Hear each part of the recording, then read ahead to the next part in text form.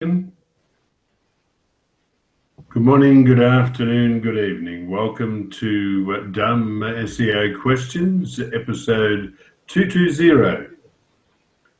Each week we meet here to answer the questions asked on the SEO Questions community on Google+, on the Dumb SEO Questions group on Facebook, and also on Twitter. You can ask any question you like on Twitter at Dumb SEO QS. With us tonight, we have Masatake Wasa. Masatake is webmaster of wasaweb.net. He's based in the UK, and he is also a Google top contributor on the AdSense community. And you can find Masatake at wasaweb.net. Rob Mars is based in the Netherlands. He's an AdWords aficionado. You can find Rob at marketbiz.nl. And Rob is also a Google top contributor on the web search and AdWords community. And webmasters. And webmasters, sorry. And webmasters. And you can, no, I said that already. Okay. All right, let's get started. Our first question is an easy one. Is it against webmaster guidelines to ask your friends for reviews for local?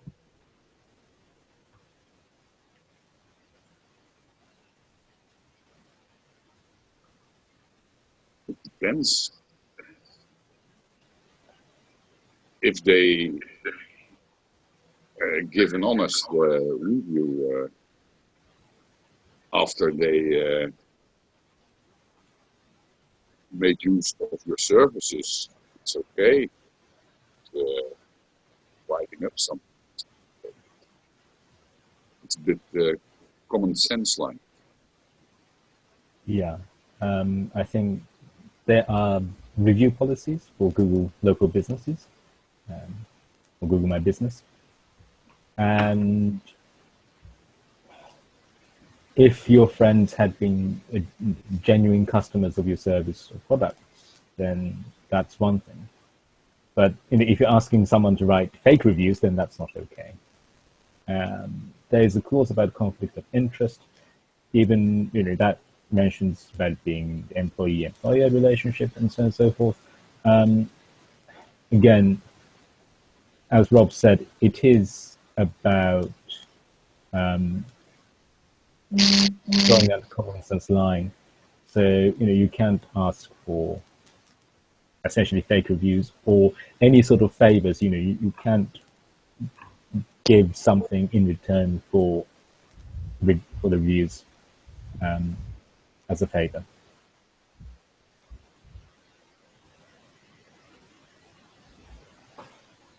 Yes.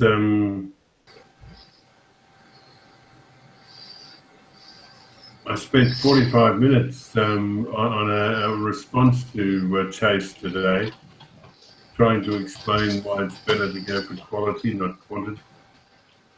And I spent 45 minutes creating a response, and he replied in less than 60 seconds. Anyway. Okay, so let's call it an end. Let's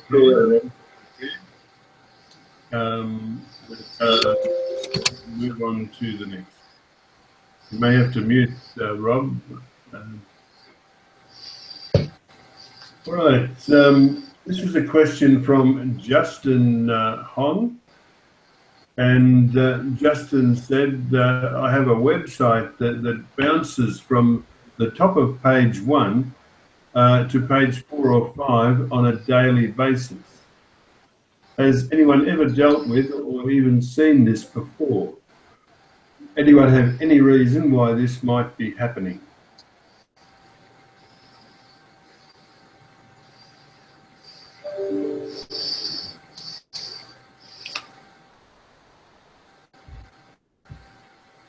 Well, this might be happening because that's the way it works.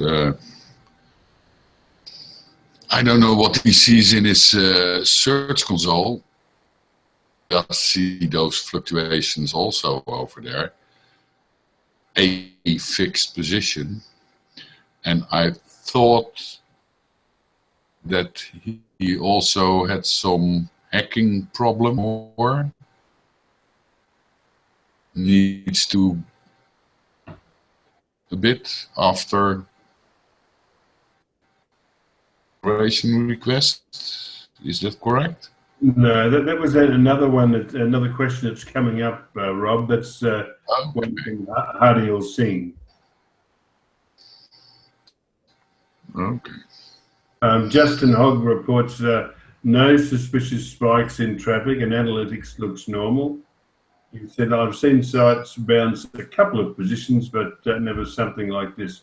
It literally goes from the top of page 1 to the bottom of page 4 daily.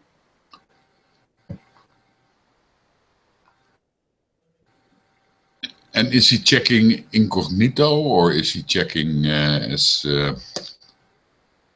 himself? Reasons why you do see your own website on a different position every time you search for it. At the positions in Search Console which give you the best average.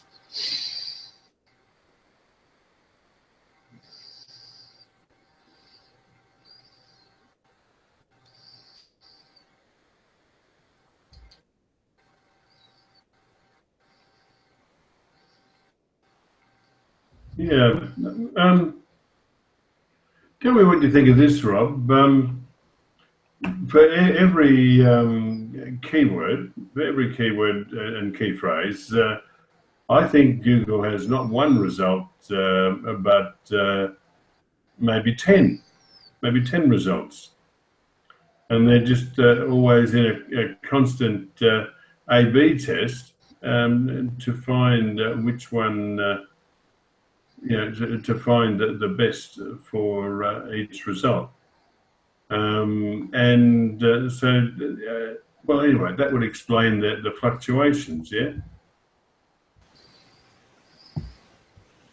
It could be a number of things.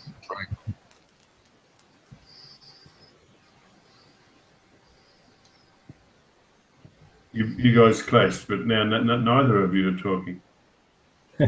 No, it could be a number of things. So it could be A/B testing. It could be sector specific that something's going on. It might be what Rob suggested in terms of incognito personalized, all sorts of things happening. So I think it's very difficult to pin down and say, oh, this is happening because of this.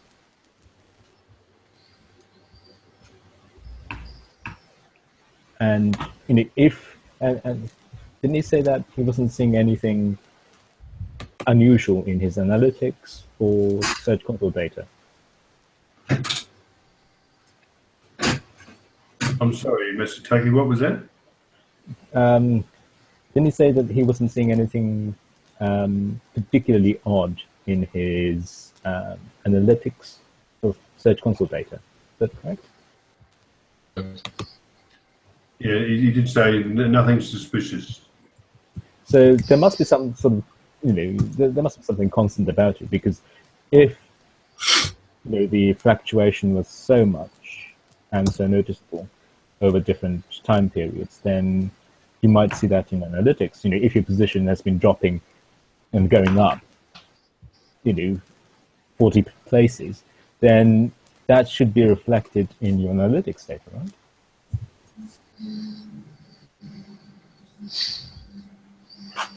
Right.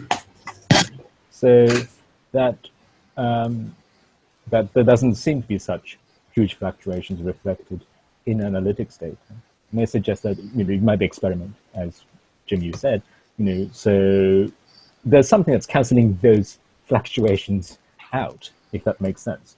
so that the figures are stable. So it might be that 1 minute it's page 1, second minute it's page 4, third minute page 1 again, fourth minute page 4 again, and so on and so forth. It's possible. Theoretically it's possible. But I don't know. I think it's very hard to jump to a conclusion by observing something in isolation, and then trying to draw a big conclusion from it.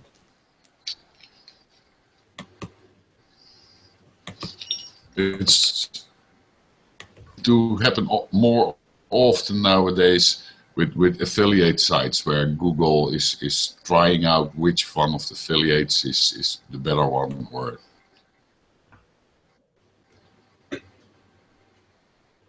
but we don't know what kind we.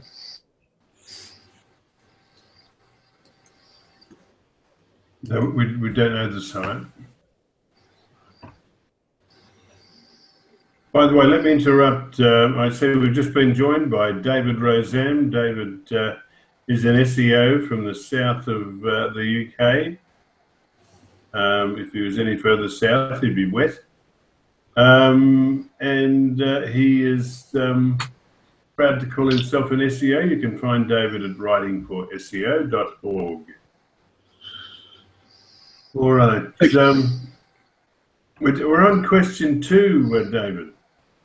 Yes, I was just looking up the running order. I can read this, can't I?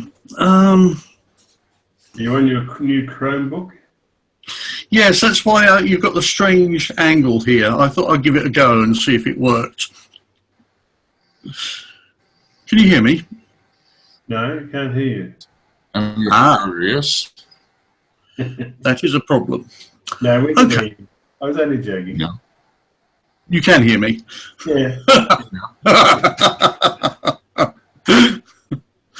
You got me. Okay.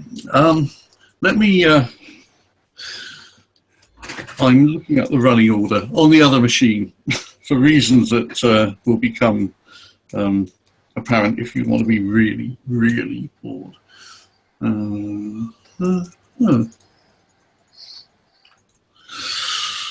I see. Anyway, what's the question this time? Where are we?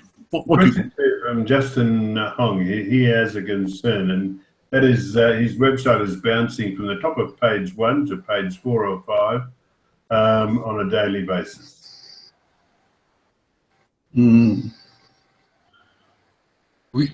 We can skip the first answer, where some suggesting that somebody sending bot and robot visitor. Google decides based on that to put them down.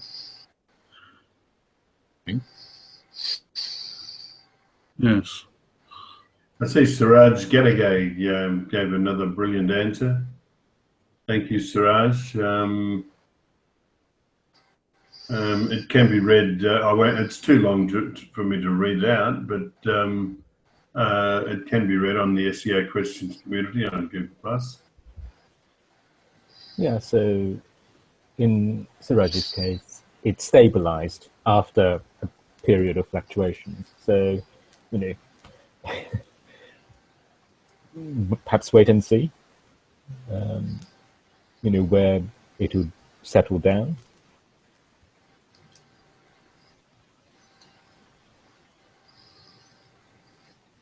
Oh, is it a new page or new site? I mean, Justin's site. We don't know, and we don't know the site either. No. Then wouldn't there be fluctuations more than perhaps normal with a new site? Certainly, there'd be more fluctuations with a new site. Well, it depends, of course. What's holding up the ranking? I mean, it could be based on I'm not saying on Justin's side, but on a site, it might be based on flaky links, and that would cause large ranking changes. Yeah, and if the content is, for example, time sensitive, it has sort of freshness, as it were, then there might be an issue. It might be relevant to a particular time period, but then becomes less so as time progresses. But it might be considered as an authoritative resource for a particular thing, and it becomes, as it were, evergreen. So I think there are many possibilities and there are many possible explanations. So I don't know. Would you really worry about it? I think if you'd been on page 1 and then suddenly it settled down from page 5, then that's something to worry about. But during this phase of fluctuations, especially when analytics data suggests that there doesn't seem to be much difference day to day, hour to hour, then I'm not so sure that I'd really worry about it too much. Also in the sense that you really can't do anything about it.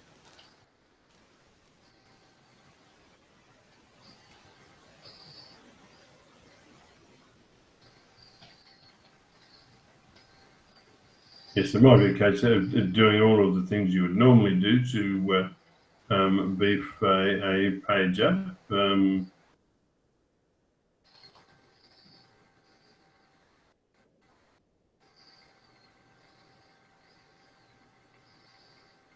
Look, I think I'll call a halt on this one. I'm going to award best answer to Suraj Gadagay. And we thank our forum heroes that answer questions through the week. You can see them, people like Suraj Gadagay and Dave Elliott give up their time through the week to answer questions in the community. And Suraj gets the toffee apple. I beg your pardon? I said Suraj gets the dumb SEO questions toffee apple for this week. Uh-huh. I see you got a basket from SEMrush, David. Yes, I had this. It was quite a surprise. Yes, I got up uncommonly early for me because I'm not an early morning person. And my wife had just left, and there was this knock on the door, and a man with a box. So it took a bit of adjustment to actually figure out that, in fact, it was a box. It had my name on it. But yes, there's a nice bottle of bubbly. No, a bottle of bubbly. Yes, that's better. And some chockies. No one has actually owned up to who sent it to me in SEMrush, so I shall say thank you to all of them. I think it would have been Elena.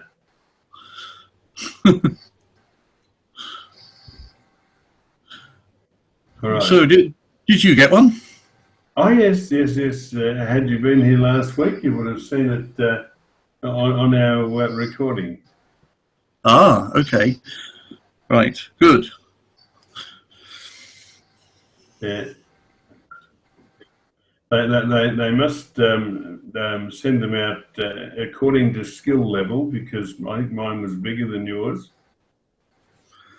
You always say that. One day we'll be able to compare when we're in the same room, but until then. All right, let's move on from this one. Justin, I'm sorry we haven't been able to do better for you, but I do like that answer from Suraj in the community. All right, our next question is from Valentina Huff. This is a quick one. The question's titled Review Stars in Organic Search Results. And does anyone know how to get the review stars to appear under your website in organic search results? And it was answered perfectly by Suraj Gadagay yet again. Thank you, Suraj. We'll move on to the next. I'll just tweet that one. All right. And Mohammed Usman has asked for the minimum requirement for secure sockets layer, or HTTPS. He said Google prefers websites with SSL over non-SSL. So what is the minimum requirement for SSL? Currently, we have a lot of SSL options, and a few are quite costly. My websites are not taking credit card payments and or user registration, etc. Which will be best for me?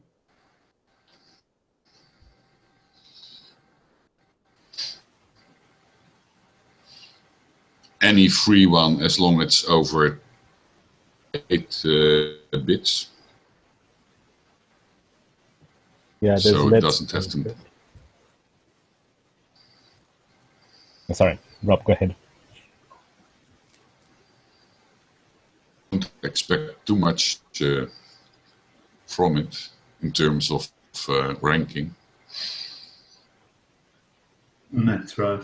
The only thing with free certificates or even low value certificates, they're not always guaranteed to work on every device and every browser every time. That can be a problem. It might be shooting yourself in the foot to use a free one.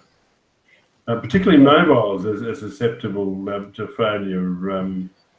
I don't know why that is, but yeah. To my mind, I don't see Google giving an SSL site preference over a non-SSL, but it may be true. But I'd like to see the statistics.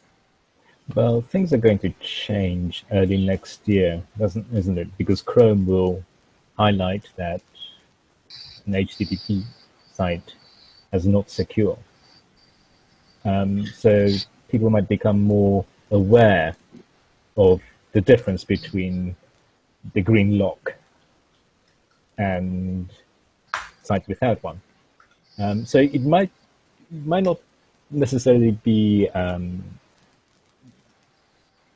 immediately obvious in search results, perhaps, but user behavior might change because Chrome has quite a large user base, market share, and if it starts to highlight things as not secure, which sounds as if it's quite dangerous, when you say to someone, this is not secure, people would think, well, what does that mean? That sounds a bit dangerous. So that might change people's behavior and awareness. And that could lead to,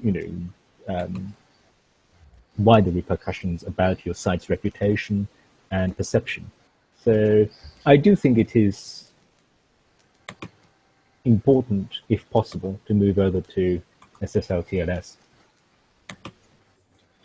Yeah, I think Massa's got an important point there. I think there's that we're kind of being pushed into a corner by Google by this implication that the site that we have that doesn't have SSL is untrustworthy. Now, how that will affect click-through rates from Google search results, I don't know, but I suspect that people will tend to click on those that they see as being secure and trustworthy rather than those that aren't, according to Google.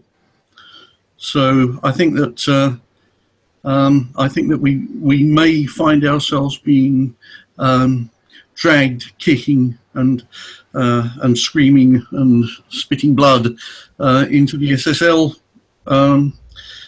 world, because we'll see our traffic levels dropping from click-through rate rather than positions on the search results. Yeah, and another thing, I mean, Google is perpetuating the myth that an SSL site is the equivalent of safe. And, that's simply not true. Just because a site has SSL and doesn't mean it can't be dangerous.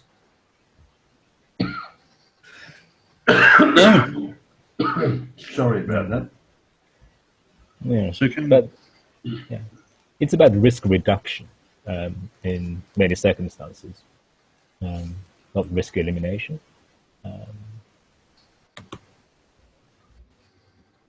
But communicating that information, I think, is very difficult. I mean, for people for whom the internet is a kind of magic.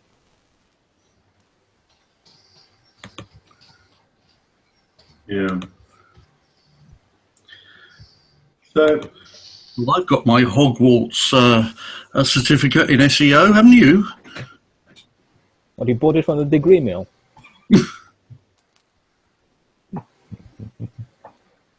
Yeah, but moving over to SSL can be quite cumbersome. You know, can be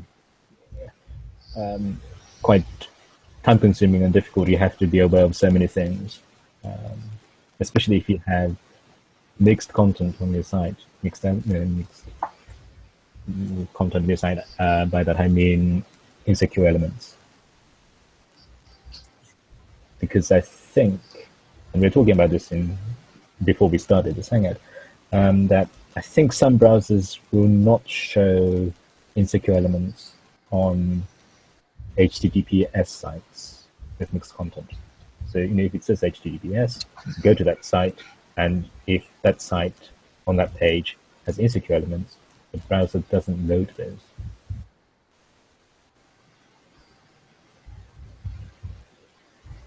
I may be wrong, but I thought that was the case with certain browsers.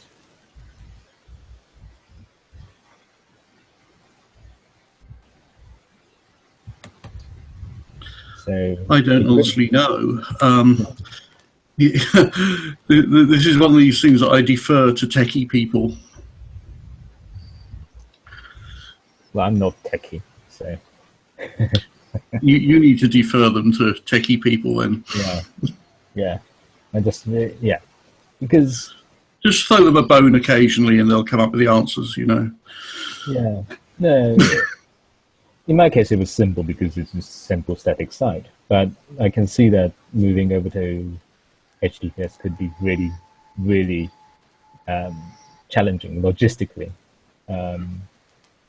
if you have a complex site. So you've actually made the move, have you? Yeah, I made the move, I think, was it 2 years ago? Oh, okay. So I bought the cheapest possible domain validation SSL certificate for about, I think it was about £4, and then installed it. And so it only worked for the root domain and the www subdomain. And it wasn't too difficult to implement, and obviously I don't have some plugins and other things on my site, so it was simply changing everything on my site, and then I had protocol-less links anyway, so it really didn't matter. I just had to make sure that everything was on a HTTPS, and that what's that thing that makes sure that, you know, everything goes through HTTPS. Anyway, so the cost isn't particularly prohibitive. I mean, in the secondary market, you can buy cheap and nasty, inverted commas, certificates quite cheaply, and it's not particularly difficult to add. That side of things, I don't think would be too challenging, but it's about making sure that your site is ready for HTTPS. I think that's the difficult bit. If you have a complex site, if you have many things on it, you have many elements on it, external things, most services, I think, now do offer both HTTP and HTTPS, but some don't. So that can be quite challenging, because then you end up with mixed content. You might throw up a warning, which you don't want. Yeah. And of course, there are free certificates. Let's Encrypt is, I think, the biggest one I know of. Perhaps not the biggest, but the most prominent one that I know of. So I think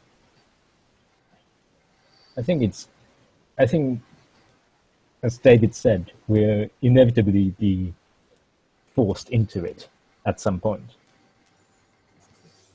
So the question is, do you want to make the jump now, or do you want to wait until you get pushed? Well, my feeling is that I want to make the jump now, because I'm fairly convinced that once Google starts flagging sites as untrustworthy or insecure, or however they're going to put it, there's going to be a lot of people who think, I'm not going there. That's my guess. Hopefully it's an educated one.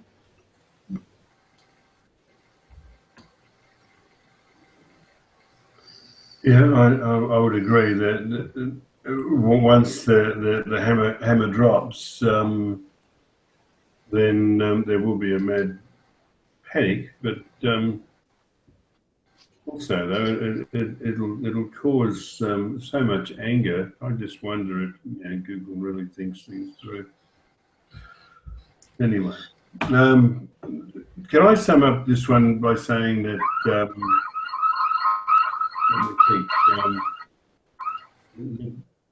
Google after me? Yep. You said the wrong thing again. Well, what I'd say to Mohammed Usman is that you guys do rightly point out that there's going to be a rush, but in the meantime, I'd still hold out for as long as you can, but be aware that it's been published when Chrome will start putting out these messages, and there will be a rush. So I'd do it when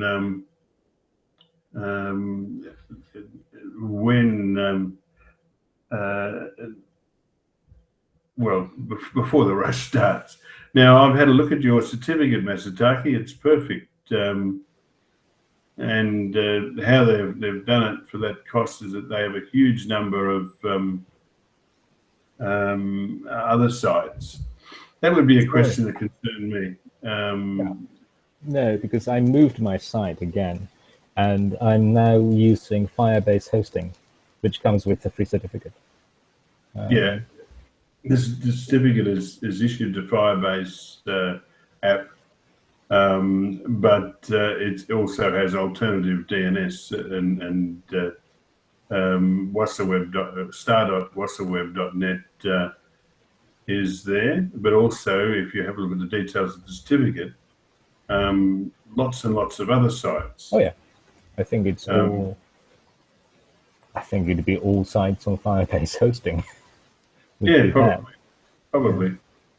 But I mean, then the question you have to have for Google, you don't know all of those site owners. Are they, is it a good neighbourhood to be in? Are they trustworthy? I don't know. All questions, no answers. Well, I just moved because it was cheap.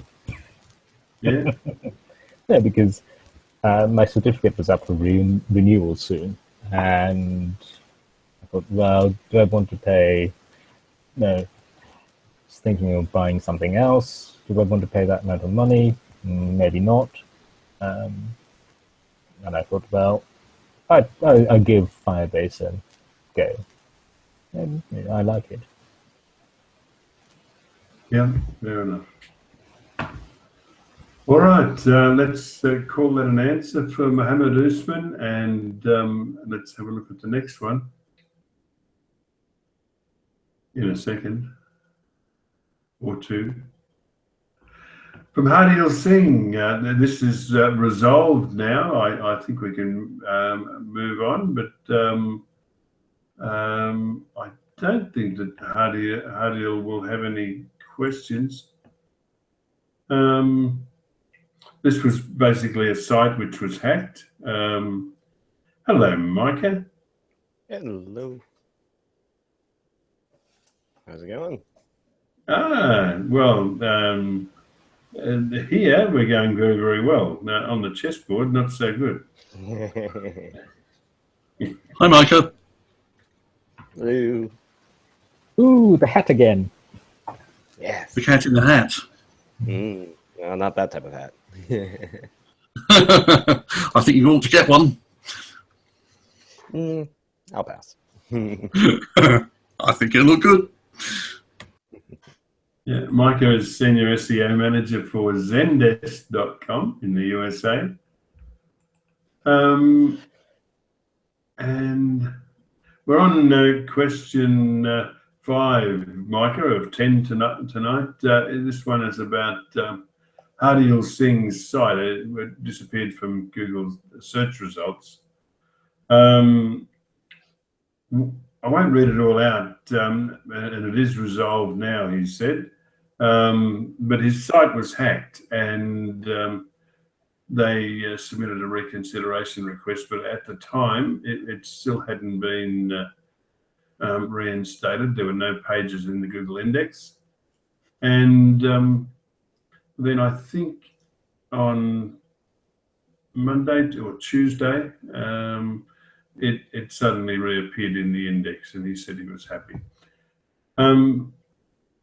Did anybody want to make a comment on Hardeel's issues?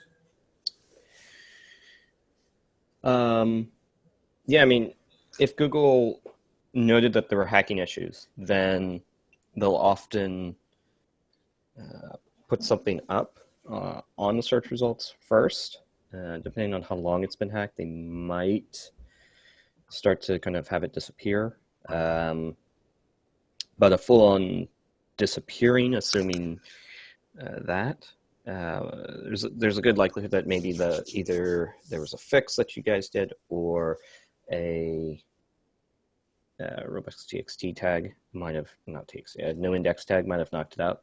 But if you actually got a message and there's of something like a manual action and it was a hack, then it's a good likelihood that there was an issue. But it's weird that it would suddenly disappear after getting a submission request.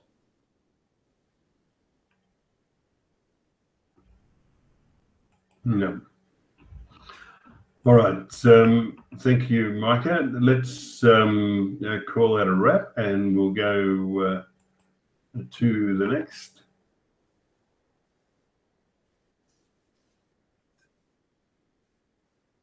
Wow, boy, that's running slow tonight. Question from ATV Tires in Canada. Does my website server location affect SEO ranking?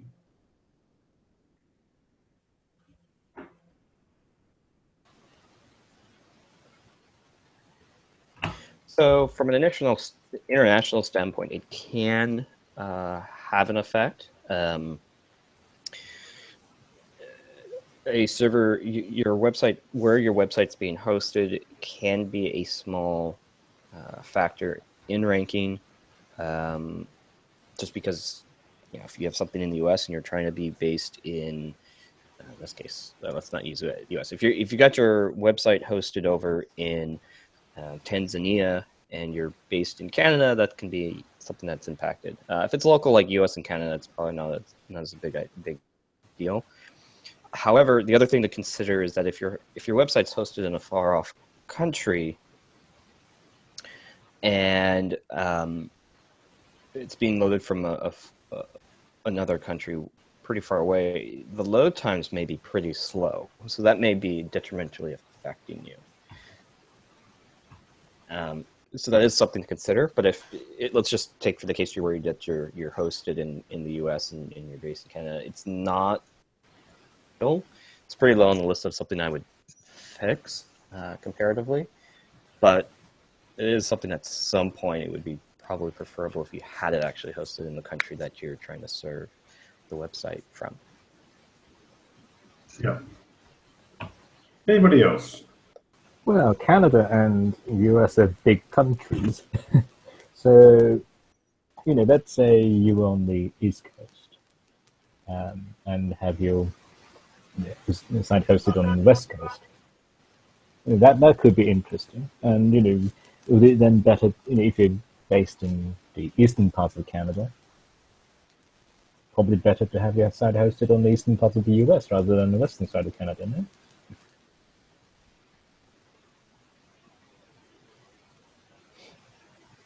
Yeah, it's. I think usually when it comes to kind of those areas, I mean, you're going to have that anyway, regardless in the U.S. or within Canada, given the span of like 4 or 5 time zones. So, but because the countries both speak English and they're pretty close to each other, that I haven't seen it myself seen it as big of an impact than it would be in other nations that are kind of different languages or not kind of synonymous sometimes with each other.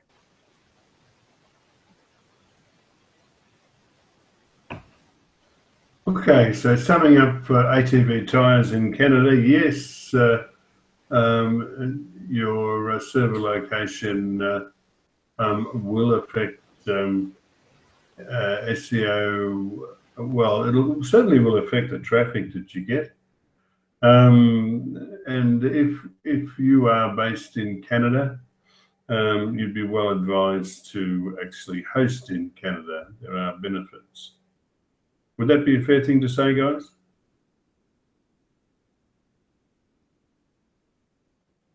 I think so. All right, let's move on to the next. I'm probably doing, no, I've already sent that, you fool. Okay, the next one.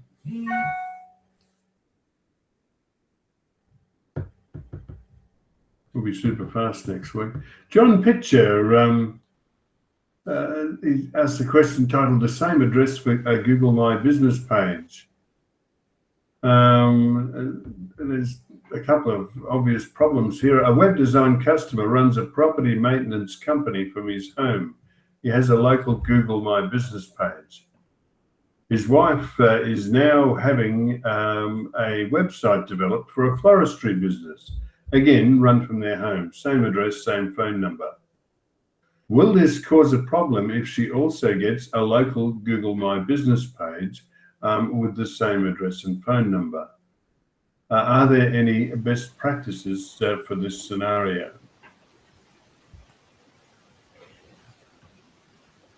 Well, Tim's not around, our resident expert on local, but I think the same address and more importantly, same phone number, I think that would be problematic.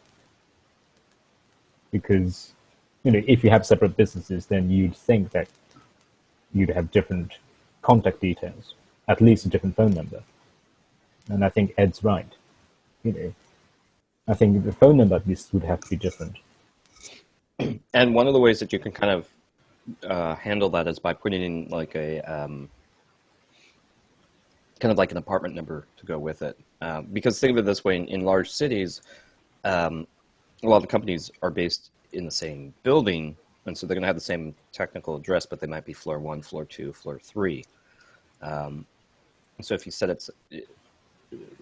it kind of like room 1 or room 2, like if you put it in that way, I think that at least can be a bit of a sanity check there. Obviously, yeah, as Wasa says, you're going to need a different phone number, but I think if you just set a different kind of quote-unquote apartment number, that would be a differentiated amount. Yeah, I think Rob makes a good point. The question is whether the location, is that a place where customers can go in person and then talk about the services on offer. So I think if you're not doing that, then it shouldn't be a sort of duplicate at that point. It would be what's called the local area business, wouldn't it? The thing is, you can have the Google My Business page, but you have to set it off as is it a service area business they call it, Yeah, where that's it the one, I think. doesn't appear on the map.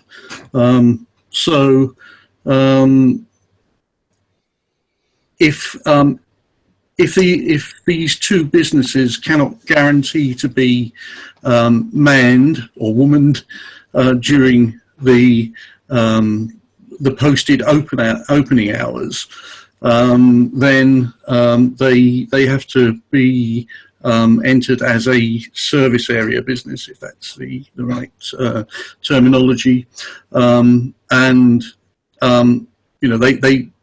they won't turn up on the 3-pack, I believe,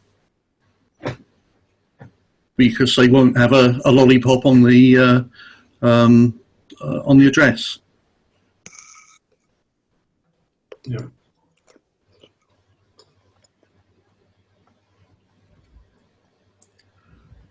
All right, let's call that an answer for John. I've done that again too. All right, we're now up to question 8, 2 to go after this one. Edisham Shaikh asked the question, website indexing problem. Cache text-only version. He said, hi all. He said, I checked cache mywebsite.com. It displays the page the way it displays to users.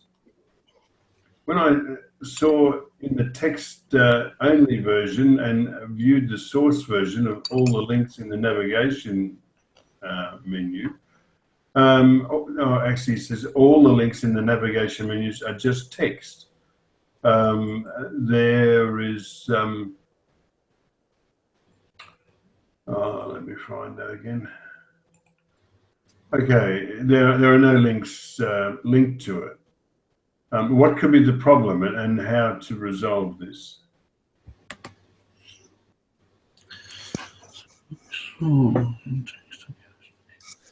What option values? So maybe the navigation menus are not standard links. They're using some type of option or form menu dropdowns. I think that's one possibility. If there's using some JavaScript setup that might be loaded after the fact, that could also not get shown in the cache version. So what I would suggest doing is comparing the HTML that you have of the page versus the cache, and seeing if there's a difference between the two, and kind of trying to figure out where that's occurring. Or even doing an expect element on your live page and compare that to what's being shown in Google's cache. I think that you should be able to narrow down that should help to narrow down what's going on with kind of having just pure text in the cache version versus it being a link.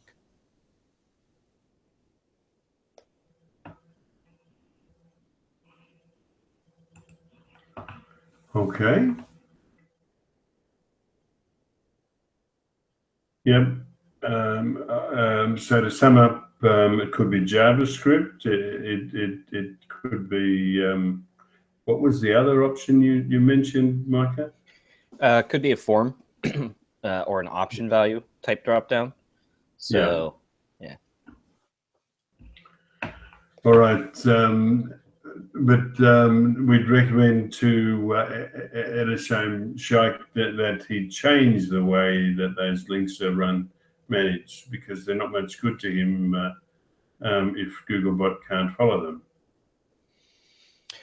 Yeah, it's harder these days with the cache, because if it's running JavaScript, the cache version of the page is no longer necessarily the most accurate version of how Google looks at your page. That's where you want to use Search Console to see, you want to run through fetch and render in Search Console, and then you can look at the source code that Google fetches to see if they're pulling everything. For the most part, that would be a better way of looking at it. Yep. All right, let's call that a wrap. We'll go to the next, and this one from Kimberly Evans. She said, it's titled "Some AMP Errors in the Console." Kimberly goes on to say, I recently created and deleted a post, and a few days later I went from page 2 to page 5. I changed the sitemap and robots text file, and still nothing. I was thinking it's some kind of a Google update that could have caused this. However, all of my other pages still have their previous ranks. But I'm slowly moving backwards for my main keyword. I haven't made any changes to the page for my main keyword. I noticed that I have some AMP errors in the console. Could that be it?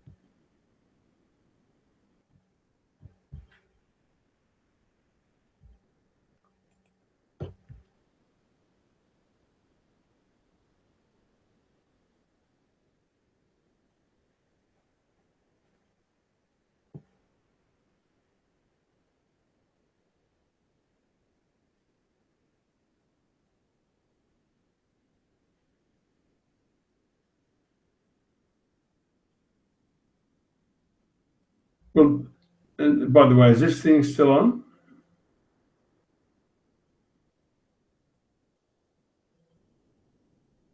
Nobody can hear me. Can anybody hear me? Hello.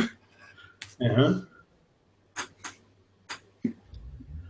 All right. Yeah, I think we're scratching our collective heads at the moment. I'm going to plead ignorance on this, but I also don't understand the question. She created and deleted a post, but she went from page 2 to page 5 on what? Is that for the main keyword? I'd say for the post page, wouldn't it be, or not? Well, he created it and deleted it, so that it's not there anymore.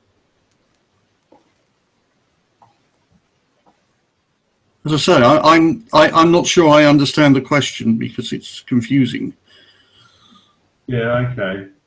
So, Kimberly, I wonder if you meant deleted and recreated, maybe.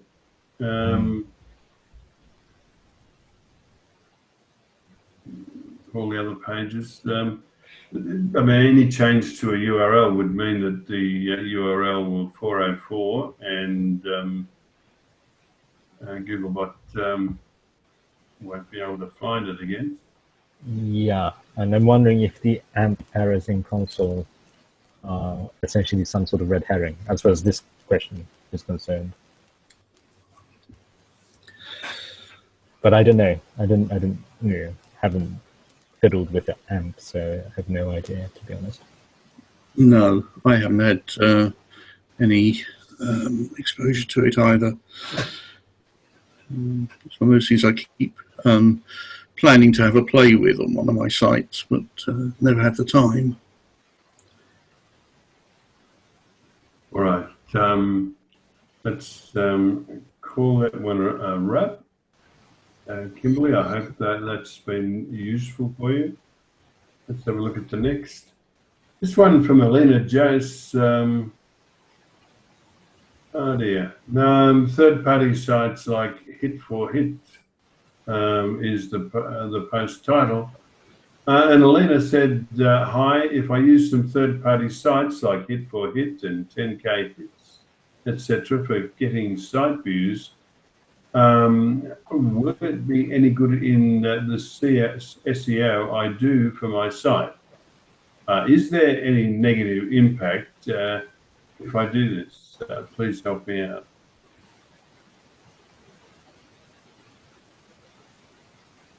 Well, it wouldn't do any good, would it? Because as far as I understand, you're purchasing traffic, right? So the traffic goes, you buy traffic, it goes to the site, nothing to do with search. Yeah. There's a myth that getting the traffic will make your site busier. And it won't. And it's, I mean, it's actually one out of the negative SEO textbook is by views from a third world site like Afghanistan, for argument's sake, where the internet is very, very slow, and yet people actually get paid fractions of a penny to carry out clicks on various parts of the page. People employ these people to do things like smash up their AdSense account by click bombing their AdWords ads. Yeah. So yeah, look, I wouldn't touch hit for hit or 10K hits or any other site that is giving you fake traffic. You either have a real visitor or not at all. Yeah, and just to add, put on my AdSense TC hat. If you're monetizing that site with AdSense, you are skating on very, very thin ice. You can get your AdSense account cancelled, right, Masatake? Very quickly and very swiftly, yes. All right. So let me tweet that and move forward to the next. We've done it again, guys. We have answered all of the questions asked on the SEO Questions community on Google Plus for yet another week. Now we approach our SEO News Roundup, of which we have one. And it's a post from Tim Kappa. Tim is currently in South Africa on a Black Ops mission. He parachuted in yesterday, I think, or the day before, and he's been seen eating biltong or something like that. Biltong? Have you seen it, David? Biltong? Biltong? Isn't he some kind of westernized Chinese person? They say it's dried meat, but the last time I saw something like that, I flushed it. It's shoe leather, isn't it? It's seasoned shoe leather. Seasoned, not as in left out. To dry out and be seasoned, but seasoned. With seasoning. Yes, well, Tim apparently loves it. He thinks it's wonderful, but then again, he's a South African Englishman, ex-KGB. Who knows what he really tastes? I think it's part of his training, to toughen him up. Eat biltong 3 times a day. All right. So anyway, Tim has written yet another excellent article. I say excellent, but I haven't read it yet. But I just know from experience that it will be excellent. Clearing up the confusion of home service ads, separating fact from fiction on home service ads, and local paid inclusion. It's on. You can find a link to it in the SEO News community on Google Plus. Anybody read Tim's article yet? Yeah, so there are 2 separate tests going on with regard to local businesses and how they're presented in search results in 2 localized areas in San Francisco and in San Diego. So I think the San Francisco one is pay to play or paid local inclusion only, whereas the San Diego one has all service area businesses appearing. So there are two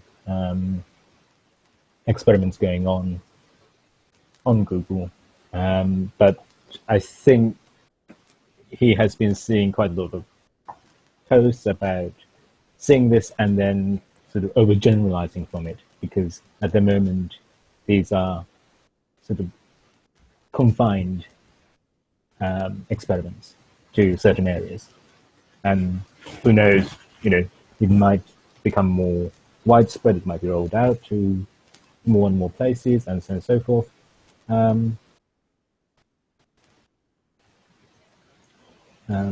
Or Google might drop it. So who knows? But I think Tim has been rather annoyed by some of the articles that have been turning out, in which people are seeing this and then drawing conclusions and saying this is happening, that's happening, and how you get onto this, etc., etc., etc. So I think he's saying, calm down, it's an experiment. Thank you, Masatake. Anybody else with something to add to Masatake's excellent reply or review? All right. Oh, it's that time again. Any other items of general business before we declare this meeting closed? All right. Well, those watching us, thank you very much. Your interest in what we do makes what we do worthwhile. We'll be back at the same time next week to do this all again, but for now,